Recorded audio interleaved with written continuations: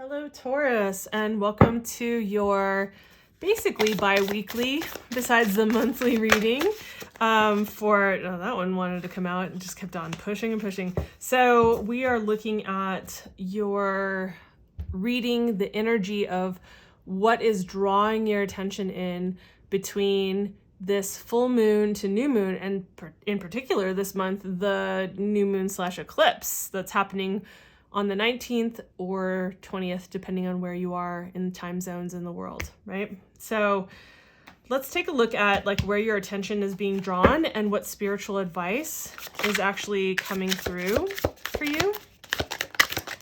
So, and this is a, I'm feeling this one. This is a, oh, okay. This is a general reading, a collective reading for Taurus, sun or rising sign. Okay, I just felt like I wanted an extra bit there. So we'll take a look at all of these. Okay, so this particular deck we're using, much like we did in the monthly videos, to get a sense of what is the theme, like where is your attention being drawn, right? So I really want to get across that these readings for the full moon to the new moon, or the new moon to the full moon, these are not meant to be just like, oh, only for that day. This is the energy of that particular time frame of approximately 2 weeks, because it's not exact, but it's almost bi-weekly, right? So what we're really looking at is like, what is the energy here? Like what is actually coming up? Like in the waning period from full to new moon, what is it that you need to be putting your attention on, releasing, letting go of, you know, like having voice to? And speaking of voice to, we're looking at the Mercury card, right? So for your particular period of time from full to new moon to this eclipse, like where do you need to be putting your attention as far as what you need to be letting go of, what you need to be releasing? And I think that there are things that you need to be specifically communicating. It's so interesting because I remember something about this when I was doing the readings for the monthly readings for Taurus. Like there's something around your communication that needs to happen. Like you need to communicate certain things.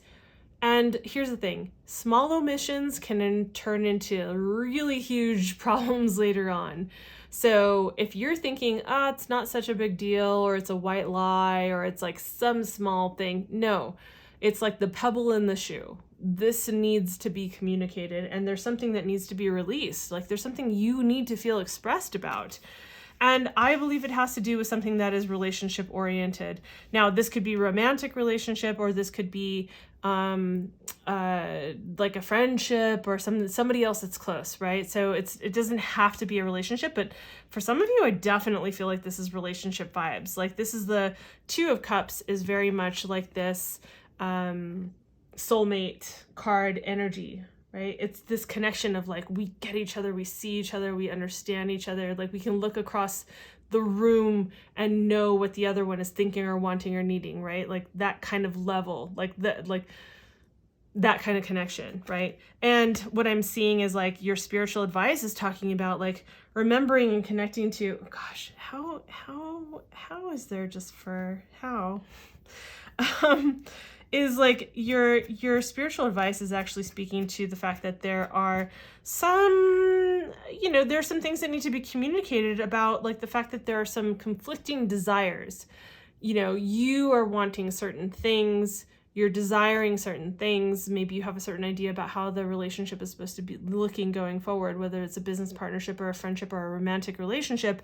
And there are things that need to be communicated, and you're holding them back, like you're reserving them, but you need to express these things and not be afraid, right? Like the fear is we might lose someone, and maybe you do. Maybe what it reveals is that you guys are not on the same page, right? Like it's so difficult when you guys are like so closely connected in all these ways, and you're just like, but we fit so well together in all these ways, right? Friendship or relationship, romantic, whatever it is, but like, but it just doesn't click in these particular ways, or this one particular way that's like, it's a deal breaker. It's a foundational, fundamental part of who you are and what you desire and what you want and what they want and desire and who they are, right? So there are some conflicts in desire. And this is like, here's the thing.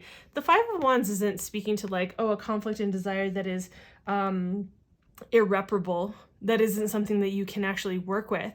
This is actually speaking to something that you can work with, right? There, you can work to find what the win-win is in the situation. Like, not sacrifice, but what is the compromise? And you need to communicate about this, right? So that's what I have for you, Taurus rising. I would say I'm feeling like this is connected. I'm having a vague memory. I do so many readings that like sometimes it just blends together, but you know, check out your monthly reading for the month of April, right? If you're a Taurus rising, to get like a bigger picture of what is occurring. Remember that we're moving from full to new moon and starting eclipse season, which ushers in grand beginnings and grand endings. So don't let that scare you. Let that inspire you, right? Like if you're going to create something, let it be grand and make sure that you check those things out. Now, if you want a specific reading and you want to get super granular about what it is for you and someone in particular, you know, you can book that reading and that's all down below. So either way, these are short readings. I hope that this is helpful and I will see you after the eclipse for the new to full.